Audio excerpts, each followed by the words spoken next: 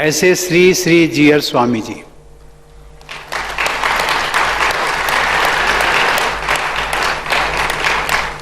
मुख्य trustee doctor Rameshwar Rao ji, इस आयोजन से जुड़े मंचासीन अन्य पदाधिकारीगण, उपस्थित संत समाज, देवी और सज्जनों, जय श्रीमन नारायण। श्रीमते नारायण नमः, श्रीमते रामानुजाय नमः।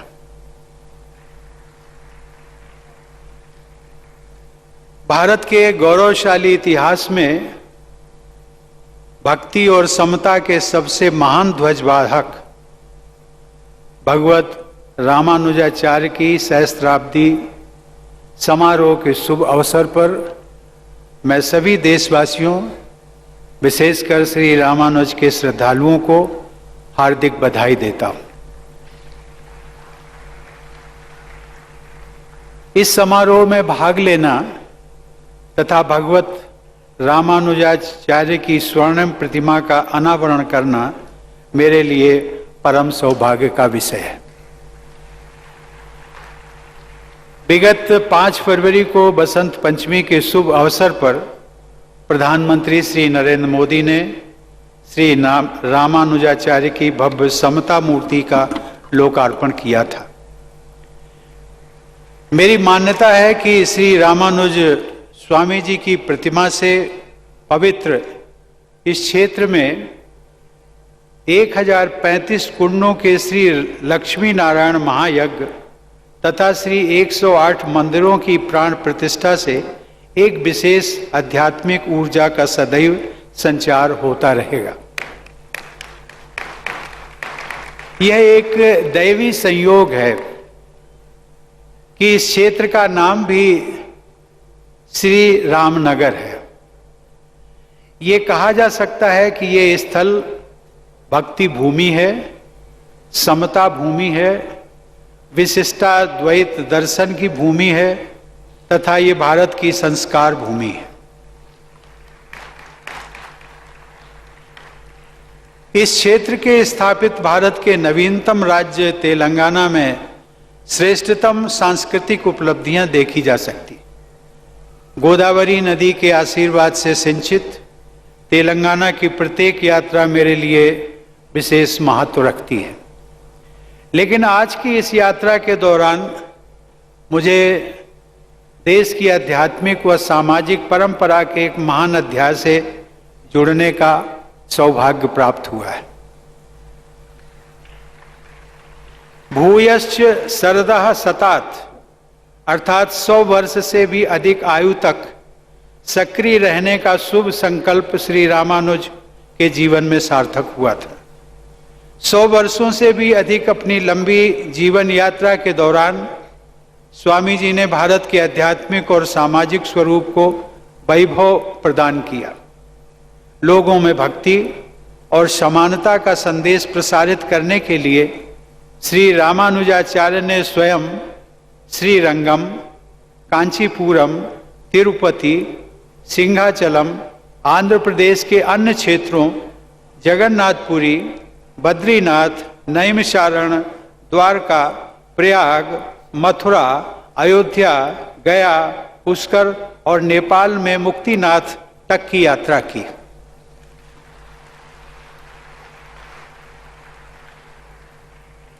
Ladies and gentlemen, Sri Ramanuja's Visishta Dvait is not only a singular contribution to philosophy, but he also showed the relevance of philosophy in day-to-day life.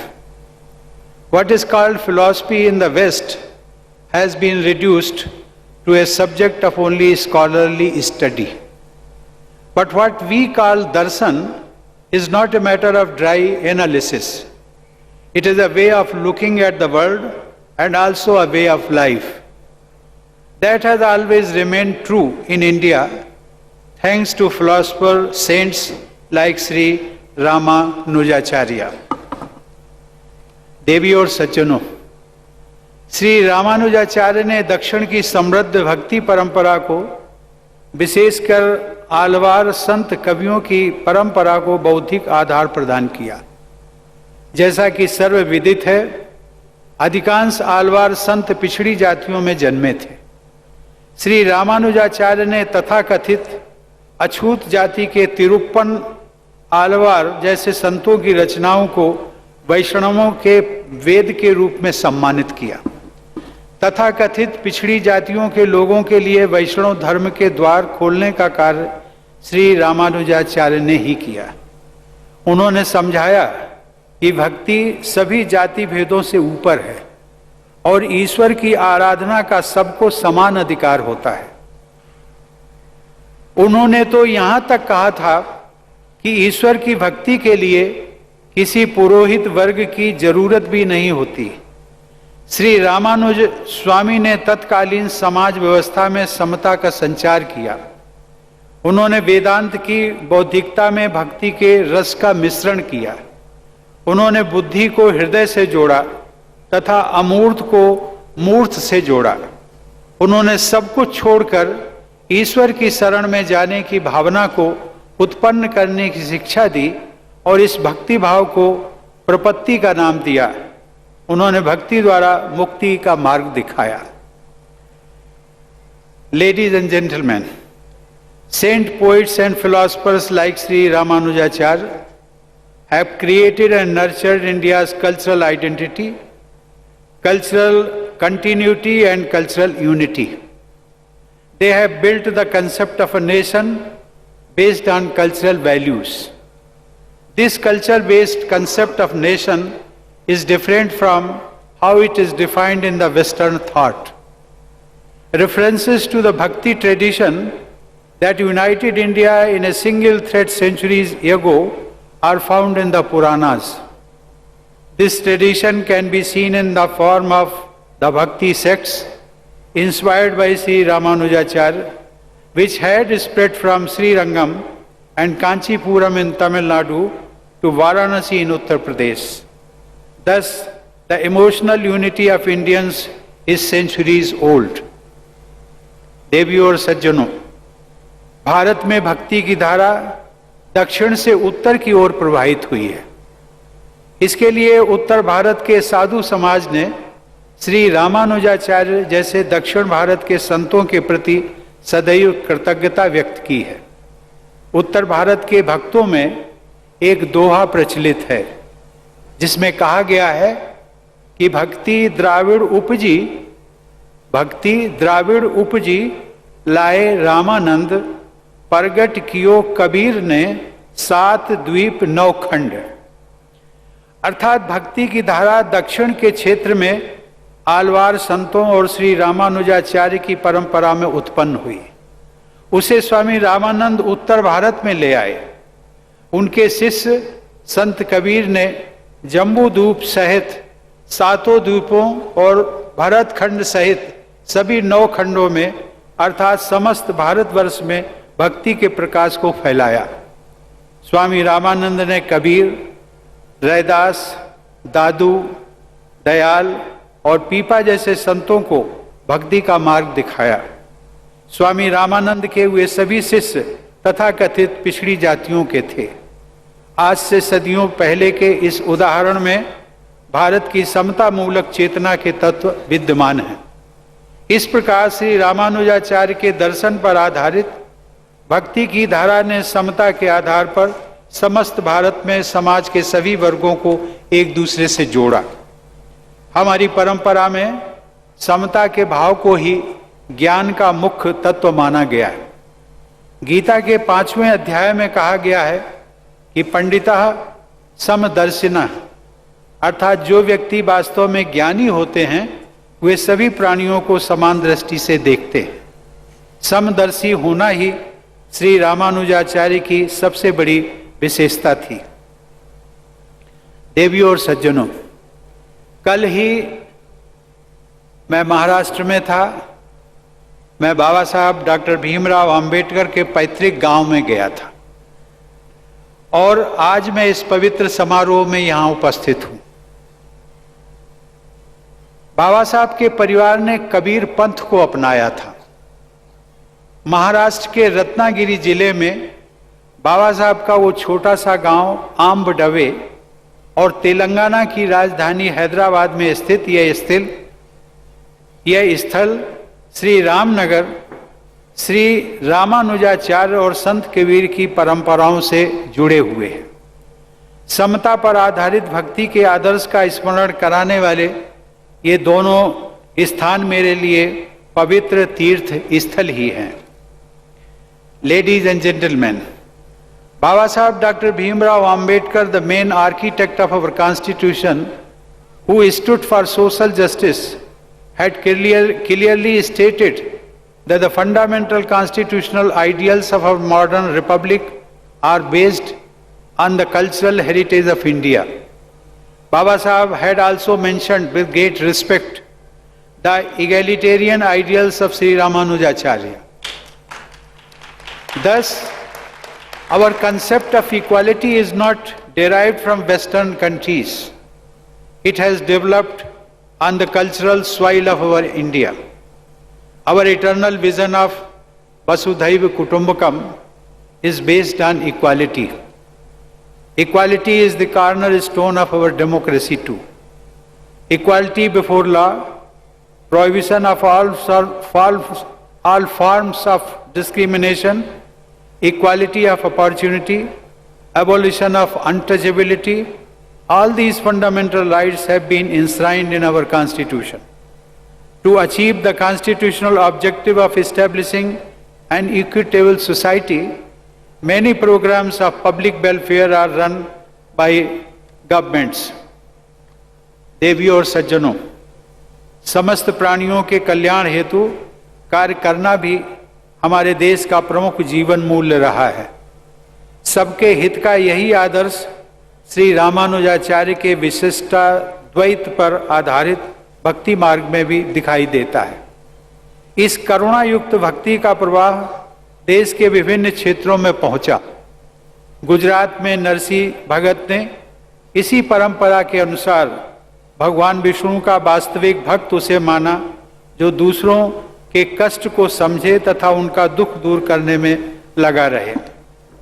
राष्ट्रपिता महात्मा गांधी ने भी नरसिंह मेहता द्वारा दी गई वैष्णव भक्त की इसी परिभाषा को अपनाया। आधुनिक युग में सनातन भारतीय जीवन मूल्यों की स्थापना करने वाले गांधी जी पर भी श्री रामानुजाचार्य का प्रभाव दिखाई देता है। गांधी जी ने सन 1923 में अपने कारावास के दौरान रामानुज चरित नामक पुस्तक का अध्ययन किया था। इस प्रकार हम कह सकते हैं कि गांधी जी के जीवन में भी श्री रामानुजाचार्य जी का बहुत प्रभाव पड़ा था। श्री रामानुजाचार्य के बाद की सहस्त्राब्दी में उनकी सोच से कोई भी व्यक्ति अछूता नहीं रहा। साथ ही समाज सुधार एवं मानवता के कल्याण हेतु जो बदलाव हैं उन पर भी श्री रामानुज स्वामी जी का प्रभाव दिखाई देता है। असम में श्री शंकर देव से लेकर महाराष्ट्र में संत ज्ञानेश्वर तक, पंजाब में गुरु नानक से लेकर केरल में मेलपत्तूर नारायण भट्टतिरी तक, इन सभी विभूतियों पर श्री रामानुजाचार्य का प्रभाव था। यहां तक कि स्वामी विवेकानंद का भी मैं उल्लेख करना चाहूंगा। स्वामी विवेकानंद ने भी कहा है कि you may mark the characteristic since the time of Ramanuja, the opening of the door of spirituality to everyone, that has been the watchword of all the prophets succeeding Ramanuja. देवियों और सज्जनों, श्री रामानुजाचार्य जैसे संत युग प्रवर्तक भी होते हैं और युग दृष्टा भी। आज हमारा संविधान हमारे देश की व्यवस्था का आधार है। सदियों पहले मंदिर और मठ संस्कृति और कार्य व्यवस्था के प्रमुख केंद्र हुआ करते थे। उस परिवेश में समानता की स्थापना करने के लिए श्री रामानुजाचार्य ने समाज के पिछड़े वर्गों को मंदिरों और मठों की व्यवस्था में सहभागी बनाया। इस प्रकार हमारे संविधान के समता मूलक आदर्श श्री रामानुजाचार्य के विचारों और कार्यप्रणाली में स्पष्ट दिखाई देते हैं। देवियों और सज्जनों, जो संत बहुत महान होता है उसे भारत के लोग ईश्वर के समकक्ष रखना चाहते हैं। श्री रामानुजाचार्य को इलाया पेरुमाल यानी परमेश्वर के अनुज अर्थात लक्ष्मण कहने के पीछे हमारे देशवासियों की यही भावना झलक दिखाई देती है। एक लोकप्रिय श्लोक में अलग अलग युगों में जन्म लेने वाले भगवान विष्णु के छोटे भाइयों का उल्लेख किया गया है। उस लोक मान्यता के अनुसार सबसे पहले अनंतनाग यानी शेषनाग के रूप में, उसके बाद त्रेता युग में लक्ष्मण के रूप में, तत्पश्चात द्वापर युग में बलराम के रूप में और अंत में कलयुग में मुनि रामानुज के रूप में भाई ने विष्णु रूपी भाई की सेवा की। यह लोक मान्यता श्री रामानुजाचार्य के अतुलनीय महत्व को रेखांकित करती है। तेलुगु भाषा में महानतम भक्ति काव्य की रचना करने वाले श्री रामानुजाचार्य संप्रदाय के संत कवि श्री अन्नमाचार्य ने कहा था, क्या कहा था? गतुलन्नी किल महीना कलयुग मंदुनु गति इतड़े चूपे घना गुरुदई बमु। अर्थात इस कलयुग में जब मुक्ति के सभी मार्ग बंद हैं, तब ईश्वर की भांति श्री रामानुजाचार्य सभी प्राणियों को मुक्ति का मार्ग दिखाते हैं। देवियों और सज्जनों, हमारी परंपरा में प्रेम और भक्ति को व्यक्त करने के लिए साकार प्रतिमा या मूर्ति को आधार बनाया जाता है। किसी स्वरूप के आलंबन के बिना भावनाओं की अभिव्यक्ति नहीं हो सकती। तिरुपति बालाजी तथा श्री पद्मनाभ स्वामी के मंदिर में दर्शन करते समय जिस प्रकार की भक्ति भावना का अनुभव मैंने स्वयं में किया, वह केवल चिंतन और कल्पना के आधार पर संभव नहीं है। वेद साहित्यों में ऋषियों द्वारा देवताओं से की गई यह प्रार्थना मिलती है, जिसमें कहा गया है, अश्मा भवतु ते तनु, अर्थात आपका शरीर दृश्यमान बने जिससे कि हम सहज भाव में आपका दर्शन कर सके। ईश्वरीय गुणों से युक्त विभूतियों को ठोस आकार में देखने की यह भावना ही श्री रामानुजाचार्य की इस विशाल प्रतिमा के निर्माण की प्रेरणा रही है। इस दिव्य तथा भव्य समता मूर्ति के निर्माण के लिए श्री रामानुज शताब्दी समारोह के आयोजन के लिए मैं आदरणीय जीआर स्वामी जी तथा सभी आयोजकों की भूरी भूरी प्रशंसा करता हूँ। यह भव्य एवं विशाल प्रतिमा, जैसा कि आप सब जानते हैं, पंचधातु से निर्मित एक मूर्ति मात्र नहीं है। यह प्रतिमा भारत की संत परंपरा का मूर्तिमान स्वरूप है। यह प्रतिमा भारत के समता मूलक समाज के स्वप्न का मूर्तिमान स्वरूप है। यह प्रतिमा भारत की आध्यात्मिक महानता का मूर्तिमान स्वरूप है। यह प्रतिमा भारत के स्वर्णिम भविष्य का मूर्तिमान स्वरूप है। Ladies and gentlemen, we have been celebrating the 75 years of Indian independence. One of the objectives of Azadi Ka Amrit Mahotsav is to rediscover those values that inspired our freedom struggle. Then the young generation would come to know the sources of the various movements led by Gandhiji, Baba Sahab, Dr. Ambedkar and others. Then they will realize how the founding fathers of our republic connected us to our heritage as expressed in the life and work of Sri Ramanuja. देवियों और सज्जनों, वैष्णव परंपरा में लोक संग्रह अर्थात सबके कल्याण के लिए कार्य करने को सर्वाधिक महत्व दिया गया है। मैं चाहूँगा कि जिस निष्ठा के साथ आप सब ने इस मूर्ति का निर्माण किया है, अर्थात करने में सहयोग दिया है, उसी भावना के साथ आप सब नर नारायण की सेवा तथा कल्याण हेतु देशव्यापी योजनाओं की परिकल्पना करें तथा उन योजनाओं को कार्य रूप प्रदान करें। मुझे विश्वास है कि इस संस्था द्वारा लोक कल्याण के प्रभावशाली कार्य किए जा रहे हैं और आगे भी किए जाएंगे।